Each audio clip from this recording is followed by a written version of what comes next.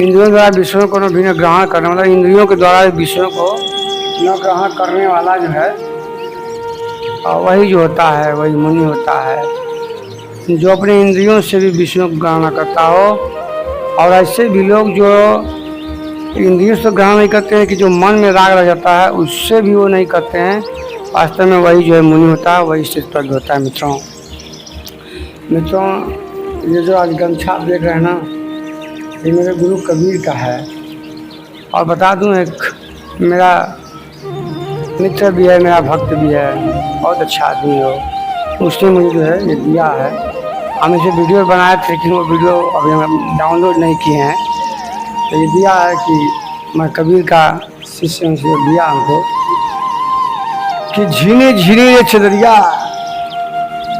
झीने झीने ये चदरिया, दीनी चदरिया, काहे का ताना काहे का बाना, काहे का भरने का कौन तार से दीनी चदरिया, कहे कबीर दास कबीर झीने झीने चदरिया, ये चदरिया झीने झीने चदरिया, काहे का ताना काहे का बाना, मेरे गुरु कबीर कहते हैं।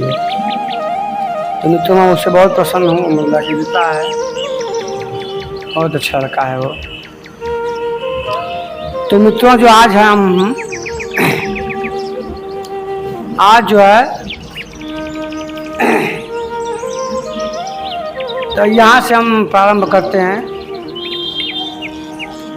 कि यहाँ तक मैं पढ़ दिया हूँ। अब 60वां श्लोक से मैं तो प्रारंभ कर रहा हूँ। हमको लगता है मित्रों मैं आपसे निवेदन करता हूँ कि मेरा वीडियो पूरा देखा करिए आप, तभी आप बातों को समझ पाएंगे। मैं भी जानता हूँ कि आपके पास पुस्तक होगी, किताब, ये ग्रंथ होगा, बस बात समझने वाली मित्रों हैं। और हमेशा उसको आसमान में न हमेशा रखना चाहिए, उसको ध्यान में रखना चाहिए।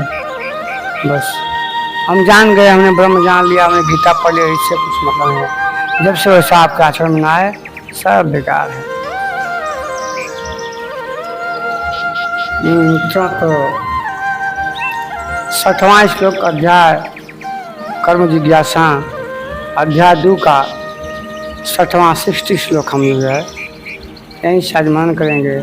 हम होता है ख़त्म भी होने वाला अध्याय 2 जो है, अब ये ज़्यादा नहीं रह गया है। हमको होता है 8-10 श्लोक और हैं, 10-12 श्लोक हैं कम से कम। तो मित्रों हम प्रारंभ करते हैं। ओम कल्याण ओम मंगलाय। तो यत तो हपि कौन्तेय पुरुषस्य विपस्सितः इंद्रियाणि प्रथमा तीनि हरन्ति प्रसवं मनः। हे कौन्तेय प्रयत्न करने वाले मेधावी पुरुष भी प्रथम सिर इंद्रियां उनके मन को बलात् कर लेती हैं और विचलित कर देती हैं। मतलब कहना चाहते हैं यहाँ पे कृष्ण की, हे अर्जुन, कितना भी प्रतिभाशाली व्यक्ति क्यों न हो, बहुत बुद्धिमान ही क्यों न हो, बहुत जानकार ही क्यों न हो, बहुत मेधावी ही क्यों न हो, परंतु इंद्रियां जो प्रथमशील व्यक्ति, मतलब जो इसने अभी प्रारंभ किया है, बहुत बुद्धिमान व्यक्ति है, बड़ा ज्ञानी व्यक्ति है, अगर वो प्रारंभ भी किया है ना प्रथम बार, मतलब अभी उसका पहला क्षण है, वो जाना कि मैं बहुत बुद्धिमान हूँ, अगर वो ऐसा समझता है, मैं बता दूँ अर्जुन, इंद्रियां उसके मन को बलात् कर लेती हैं। मतलब इंद्रियां उसके मन को बलात् कर लेती हैं और विचलित कर देती हैं ऐसे व्यक्ति को भी। वो अगर प्रथम बार में नहीं तो अभ्यास होता है। मित्रों मैंने कहा ना कि मैं इसमें लगा हूँ 20 सालों से।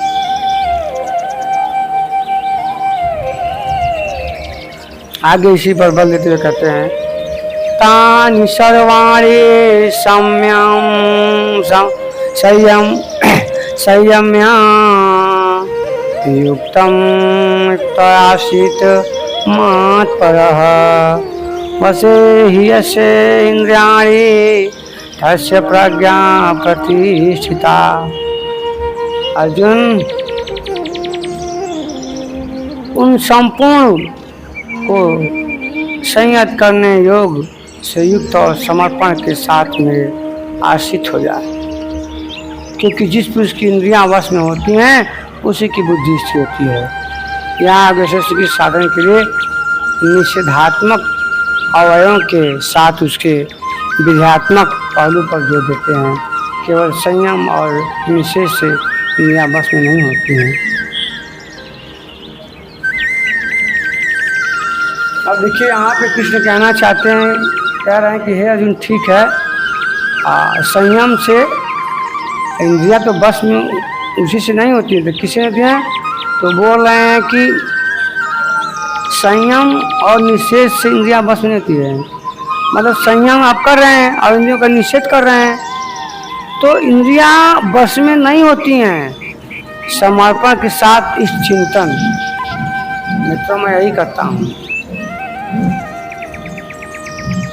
आपके अंदर ठीक है, आप संयमी व्यक्ति हैं, आप संयम है कि हाँ मैं ये काम नहीं करूँगा, मैं इंद्रियों से काम नहीं करूँगा, किसी को देखूँगा नहीं, किसी को वो नहीं करूँगा, आँखों से ये हाथों से कानों से।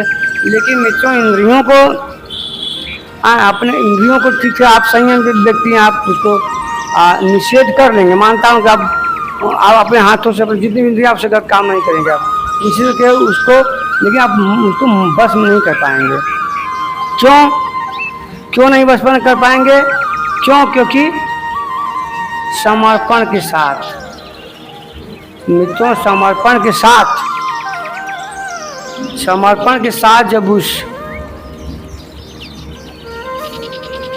परमात्मा में आपका समर्पण भाव नहीं रहेगा, मतलब स्वयं की आत्मा में जानने में आपका समर्पण नहीं रहेगा, आप मन और चेतना में फंसे हैं, तो बिना चिंतन का ये अनिवार्य नहीं है, इष्ट अनिवार्य नहीं है। मतलब उस स्वयं को जानने में अनिवार्य नहीं है अगर चिंतन नहीं आपके पास है तो।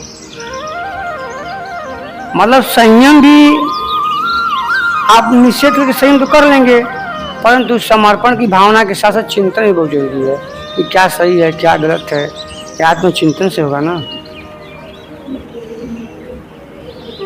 और चिंतन के अभाव में विषय चिंतन होगा। और क्या कर रहे हैं कि इष्ट चिंतन के अभाव में, मतलब बिना इष्ट के चिंतन के अभाव में विषय चिंतन होगा। अब विषय क्या है? जो कामनाएं हैं आपकी, विषय आम तो कामनाओं से होता है, आप कह सकते हैं राग भोग आप है।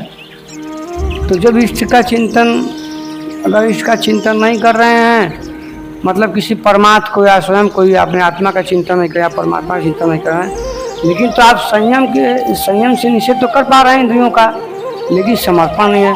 और समर्पण भी चाहिए और चिंतन भी चाहिए। और चिंतन भी किसका? तो चिंतन इष्ट का होना चाहिए। इष्ट क्या है? तो स्वयं आत्मा स्वरूप जो आपका आत्मा है उसका चिंतन करें, और वो आत्मा को परमात्मा के करिए, परमात्मा को आत्मा की बात कीजिए। तो जिसके कुपरिणाम श्री कृष्ण को ही शब्दों में सुनिए। अब कृष्ण इस पर बल देते हैं, कहते मान लो ऐसा व्यक्ति नहीं कर पाते, सबको परिणाम क्या होता है ये भी मुझसे जान लो धनंजय। तो कहते हैं वो ध्यायतो विषयान पुंसा संगेस्तु पूजायते संगास्य संयाते सायते कामः कामत् क्रोधो भिजायते। अर्जुन, विषयों का चिंतन करने वाले पुरुष की उन विषयों में आसक्ति जाती है, और आसक्ति से कामना उत्पन्न होती है, और कामना की पूर्ति में व्यवधान आने से क्रोध उत्पन्न होता है, और जब जिसे क्रोध जिसे जन्म देता है, तो क्या कहते हैं? वो कहना चाहते हैं कृष्ण कि हे अर्जुन मैं तुमसे कहना चाहता हूँ कि ठीक है, जो है कि क्या कह रहे हैं कि ध्याय तो विषयानुपुंस संगोस्त उपजाते उपजाते संगात जाते काम को जाते।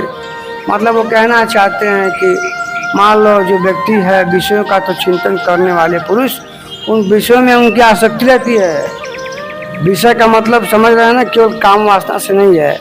विषय का मतलब जो आप कामनाएं आपके अंदर हैं, ये बन जाए, मकान बन जाए, घर बन जाए, अच्छी बीवी मिल जाए, अच्छे लड़के पैदा हो जाए, कामनाएं उत्पन्न आपके अंदर आ रही हैं ना, मुझे पैसा मिल जाए, धन संपत्ति मिल जाए, मैं ये कर लूँ। तो जब इन विषयों का जो आप चिंतन करते हो, तो जो चिंतन करते तो क्या होता है, तो उसमें आपकी आसक्ति रहती है, क्योंकि आपकी बुद्धि चेतना उसी में लगी रहती है कि मैं कैसे धन प्राप्त कर लूँ, मैं कैसे अच्छी चीज़ प्राप्त कर लूँ, मैं कैसे भोग विलास कर लूँ, मैं कैसे रुपया कमा लूँ, मैं कैसे घर मकान बना लूँ, हाँ, मेरा बच्चा कैसे अच्छा नौकरी मिल जाए, हाँ, वो इंजीनियर बन जाए और डॉक्टर बन जाए, IAS PCS बन जाए, सुपरविजेता पुलिस बन जाए। तो कहने का मतलब वही कहते हैं, इन विषयों की आसक्ति जब व्यवधान इसमें आता है, क्योंकि विषय में उससे आसक्ति होती है, और जब आसक्ति की उसकी पूर्ति नहीं होती, जब कामनाओं की पूर्ति नहीं होती है, तो उससे क्रोध उत्पन्न होता है। कृष्ण यही कहना चाहते हैं कि क्रोध उसको उत्पन्न होता है इस व्यक्ति को। क्यों? क्योंकि जब कामनाएं पूरा नहीं होगी, जैसे मैं ही हूँ, मैं गया घर पे, क्या खूब बढ़िया खाना बनना चाहिए, और खाना गए, खाना यहाँ से सोच बहुत अच्छा खाना बना होगा, जहाँ ऐसा खाना वहाँ से अच्छा नहीं है, क्रोध हमें उत्पन्न होने लगा। जब क्रोध उत्पन्न होने लगा तो क्या होता है, बुद्धि का नाश होगा, और जब बुद्धि का नाश होगा तो मनुष्य का सर्वनाश हो जाएगा। आगे कृष्ण बोलेंगे इसी बात पे, सिद्धार्थ तो विषया में पुंस संदेश जाते क्रोध, अरे जाते संगा जाते कामा, कामात क्रोध भी जाते। आगे किसी को बल देते हुए कहते हैं कृष्ण की है अर्जुन, जो व्यक्ति जिसका काम में विषय में आसक्ति लग गई है, आज जब आसक्ति में व्यवधान मतलब कोई प्रॉब्लम आती है, कोई समस्या आती है, जब उसकी पूर्ति नहीं तो उसको क्रोध उत्पन्न होता है। तो उससे बात क्या करते हैं, जब क्रोध उत्पन्न होता है क्या कहते हैं, क्रोधाधवती सम्मोहात् स्मृति विभ्रम, स्मृति भ्रंशाद बुद्धिनाशो, और बुद्धिनाशो तो परासति। सही बात मैं बोला हूँ आपसे। कहते हैं कि हे अर्जुन, जब कामनाओं की पूर्ति नहीं होती, जब उससे आसक्ति रखती है, विश्व में आसक्ति रखती है, जब विश्व में आसक्ति उसका व्यवधान पड़ता है, उसका पूरा नहीं होता, उसको क्रोध उत्पन्न होता है, और जब क्रोध होता है तो क्या कहते हैं, विशेष मूर्ता अर्थात अविवेक उत्पन्न होता है, मतलब बुद्धि का नाश होता है, और जब बुद्धि का नाश होता है तो मनुष्य का सर्वनाश होता है। ऐसा जो है कृष्ण अर्जुन को समझाते हुए कहते हैं, और यही बुद्धि तेरी नाश है। मैं देख रहा हूँ कि तेरी बुद्धि भी उसी नाश को प्राप्त हो रही है। क्यों? कि तुझे मोह हो गया है, तो नित्य अनित्य वस्तु का विचार नहीं रह जाता है, सही क्या है गलत क्या है इसका विचार नहीं। जब क्रोध आ तो क्या, और मित्रों क्रोध कहाँ से आता है, मैं बताऊँ, कई वीडियो बता चुका हूँ कि क्रोध जो होता है अहंकार से उत्पन्न होता है। क्रोध अहंकार की पुत्री है मित्रों। मैं अहंकार पर कुछ वीडियो बनाया हूँ, अहंकार को तो देख लिया, मैं डिस्क्रिप्शन में जाके बहुत बढ़िया वीडियो है, जाके देखिए कि अहंकार से ही क्रोध उत्पन्न होता है। तो यही कृष्ण को समझाना चाहते कि अर्जुन, क्रोधाधवती सम्मोह स्मृति विभ्रमा, स्मृति भ्रंशाद बुद्धिनाशो, बुद्धिनाशो तो परासति। तो क्या है कि नित्य नित्य का उसको जो है अनित्य नित्य का भान नहीं जाता, उसको क्रोध उसको बुद्धि भ्रष्ट आती है, और जब बुद्धि भ्रष्ट होती है तो उसका आत्मा शक्ति कमजोर आती है, और उसमें जो गलत काम कर देता है, और उसका क्या होता है, मनुष्य का सर्वनाश होता है। अब क्या गाना स्वामी महाराज कर रहे हैं कि जैसा कि अर्जुन को हुआ था, मैं अभी पहले बोल दिया हूँ आपको, उसको भी हो गया था, मुँह से मोह उत्पन्न हो गया था, उसको बुद्धि उसकी नष्ट हो चुकी थी, तभी तो अर्जुन को कृष्ण को समझाना पड़ा। कहते हैं कि ब्रह्मची उच्च में मना, गीता के समापन उसने कहा कि नष्ट हो मोह स्मृति लब्धा, क्या करें क्या ना करें इसका निर्णय नहीं हो पा रहा है। वो कहता है ना अर्जुन कि अर्जुन, और हे कृष्ण, जो है मैं देख रहा हूँ कि मेरे सामने मेरे पितामह, मेरे द्रोणाचार्य, कृपाचार्य, मेरे भाई दुर्योधन, मैं जानता हूँ कि इनको बिना हत्या के ये युद्ध को जीत पाना संभव नहीं है, लेकिन मैं मोह रहित हो गया हूँ, मैं मोह सहित हो गया हूँ और मेरी बुद्धि काम नहीं कर रही है, मैं मोह में पड़ गया, अब मैं निर्णय नहीं ले पा रहा हूँ। कृष्ण हे वासुदेव, हे देवकी नंदन, हे मधुसूदन, मेरी बुद्धि जो है भ्रमित हो रही है, बुद्धिनाशो परमसति, मेरी बुद्धि भ्रष्ट हो गई है और मैं देख रहा हूँ कि उनको बिना जीते सुख की कामना करना संभव है, तो मुझसे अब कुछ किया नहीं जा सकता, मैं क्या करूं? तो वो क्या करता है, वो धनुष बाण छोड़ के वहीं बैठ जाता है। तभी तो कृष्ण को गीता कहनी पड़ी। कहते हैं कृष्ण जी उन्होंने कहा योग प्राण में बुद्धि नष्ट होता है और बुद्धि नाश के साथ तो उसका से मतलब साधन में चित्त होना भी नष्ट। अब देखिए अग्रहण स्वामी जी, मित्रों गीता के दो अर्थ, गीता के जैसा अर्थ निकाले भैया बुद्धिमानों के। एक तो भौतिक इसका अर्थ है, एक आध्यात्मिक अर्थ है। अब मैं आपको आध्यात्मिक बहुत पढ़ा रहा हूँ, बोल रहा हूँ, जो अग्रहण स्वामी कह रहे हैं। यहाँ श्री कृष्ण ने बल दिया कि विषयों का चिंतन नहीं करना चाहिए, साधन को नाम जप रूप लीला धाम में कहीं लगे रहना चाहिए। आप भजन में ढील करने का मन विषय में जाएगा। मतलब आप जब ध्यान साधना योग कर रहे हैं और जब कर रहे हैं तो विषयों का, अगर आप उसमें जो है विषयों का चिंतन नहीं करना चाहिए। और साधक को नाम जप, मतलब साधक जो नाम मिला है, जो गुरु ने दिया है, जो ध्यान करने की विधि बताई है, उसको विधि नहीं कर रहा है तो उसको क्या होगा, फालतू बैठेगा तो क्या होगा, आके कारण पास है तो क्या करेगा, उसको काम वासना आएगी।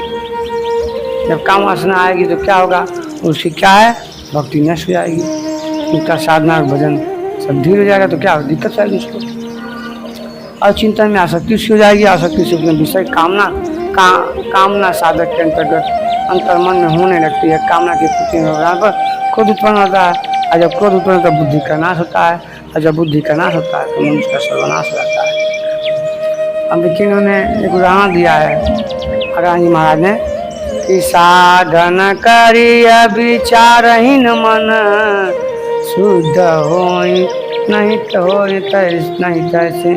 विनय पत्रिका पर संख्या 115 का तीसरा है। विचार आवश्यक है, मतलब मनुष्य को चिंतन करना चाहिए, ध्यान भी करना चाहिए, चिंतन भी करना चाहिए, मनन भी करना चाहिए, मंथन भी करना चाहिए, सब कुछ करना चाहिए। विचार सुनिए पुरुष से साधन पीछे गिर जाता है और साधन कम टूट जाता है। तो मैं सब ऐसा भटक जाता है मन कर कभी।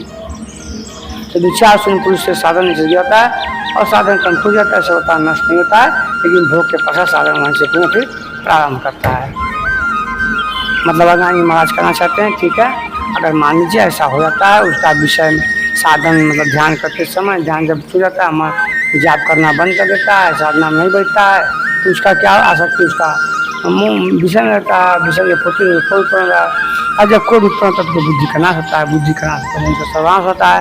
लेकिन अगर साधक बढ़िया है, मतलब छूट गया, जैसे मैं हूँ, मैं छूट जाता है तो क्या करता हूँ, फिर उसी मार्ग पे जाता हूँ, फिर कहीं ना कहीं से परमात्मा मुझे किस वहाँ ला देता है, मेरी अंदर आत्मा वहाँ ला देती है मुझे।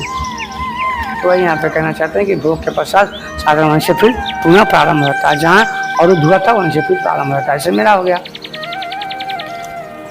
यह तो विषयाभिमुख साधन की गति है।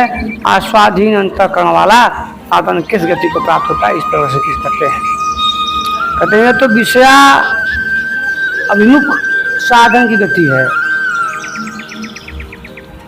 स्वाधीन अंतःकरण वाला साधक किस गति को प्राप्त होता है, मतलब विषय अभिमुख, मतलब कि जैसे कि कुछ ऐसे साधारण व्यक्ति की बात कर रहे हैं, जैसे ठीक है प्रथम यहाँ बोले कि प्रथम क्षण में जब वो प्रारंभ करता है तो ये सब ठीक है, ये सब रखेगा, ध्यान देगा, बुद्धि का ध्यान देगा, इंद्रियों को बसेगा, लेकिन बिना समर्पण के, बिना साधन के, बिना इष्ट की चिंतन से सब नहीं करेगा। जब विषय का भोग आए तो उसकी आसक्ति बनेगी, आसक्ति बनेगी उसको कामना नहीं पूर्ति की तो उसको खो जाएगा, और जब खो तो बुद्धि का नाश हो जाए, बुद्धि का नाश होगा तो मनुष्य क्या होगा, सर्वनाश होगा। फिर आगे कहते हैं ठीक है तो होगा, लेकिन जो स्वाधीन अंतःकरण वाले हैं, जो स्वयं अधीन इंद्रियों के अंतःकरण जिसका है, सब इसी गति का क्षेत्र, इसको कहते हैं, क्या कहते हैं,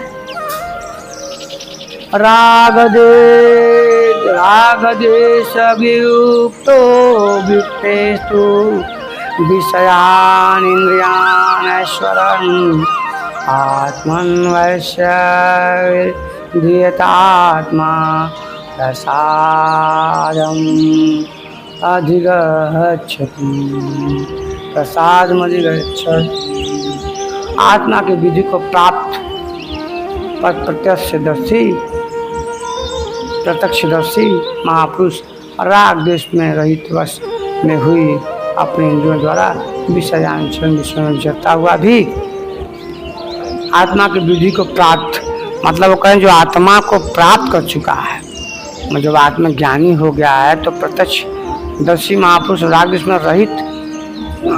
से रहित वश में हुई अपनी इंद्रियों द्वारा, मतलब राग द्वेष से रहित, मतलब इसमें राग द्वेष न हो, ऐसे आत्मस्वरूपी तत्वदर्शी संत क्या करते हैं, अपने अपने इंद्रियों द्वारा उसको राग द्वेष से ऊपर होकर उसको अपने वश में करके विषयों में विचरता, मतलब विषयांचरण मतलब विषयों में विचरता हुआ भी उस परम तत्व में क्या करता है, प्रसाद अधिगच्छति, अंतःकरण की निर्मलता को प्राप्त कर लेता है।